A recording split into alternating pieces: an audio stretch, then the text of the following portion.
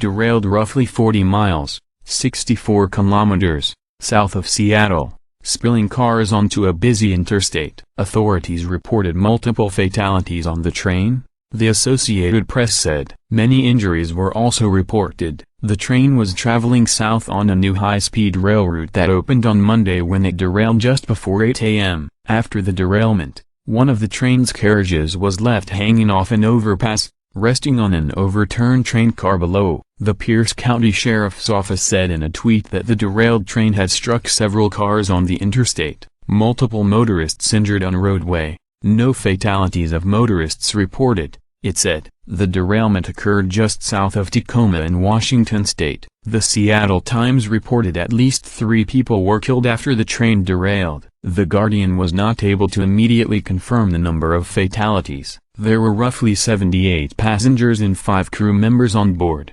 Amtrak said in a statement. Chris Carnes was 3 or 4 cars back from the front of the derailed train. He told the Associated Press in a brief phone interview Monday morning that he was not sure what got hit. Carnes was unhurt and is now near the medical tents set up in a median area between north and southbound Interstate 5. Several passengers were gathered at the staging area there an hour after the derailment, clad in gray blankets and using their cell phones. Officials set up a center for survivors to reunite with loved ones at DuPont City Hall, south of the crash. The cause of the derailment was not immediately clear, and the National Transportation Safety Board announced that it was sending a team to investigate. Local politicians had previously expressed concern about plans to introduce the high-speed rail to the region. Come back when there is that accident, and try to justify not putting in those safety enhancements, or you can go back now and advocate for the money to do it, because this project was never needed and endangers our citizens.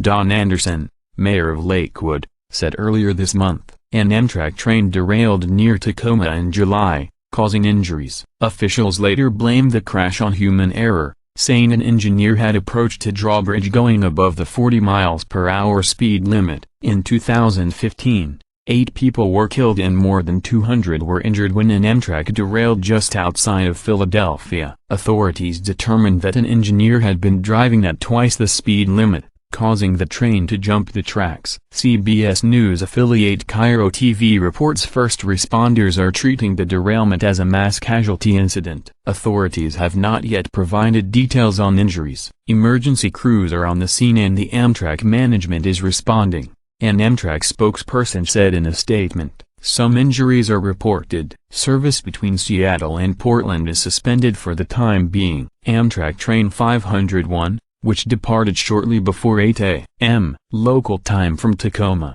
was part of a new service that launched Monday morning. The train is able to carry up to 250 people, but Amtrak said there were approximately